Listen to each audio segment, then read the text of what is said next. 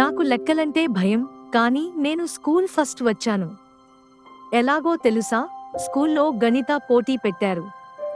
ఎవరు అత్యధిక మార్కులు తెచ్చుకుంటారో వారికి స్పెషల్ అవార్డు. అందరూ రాత్రింబవళ్లు చదవడం మొదలుపెట్టారు.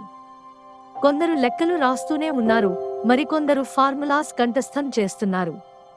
లక్ష్మి అనే పిల్ల మాత్రం ప్రశాంతంగా ఉంది. నువ్వు చదవకుండా ఎలా గెలుస్తావ్? అడిగారు క్లాస్మేట్స్. వేచి చూడండి, చిరునవ్వుతో అంది లక్ష్మి.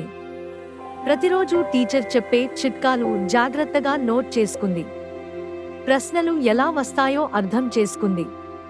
కాన్సెప్ట్స్ క్లియర్ చేసుకుంది. పరీక్ష రోజున లక్ష్మి అందరికంటే ఎక్కువ మార్కులు తెచ్చుకుంది. అందరూ ఆశ్చర్యపోయారు.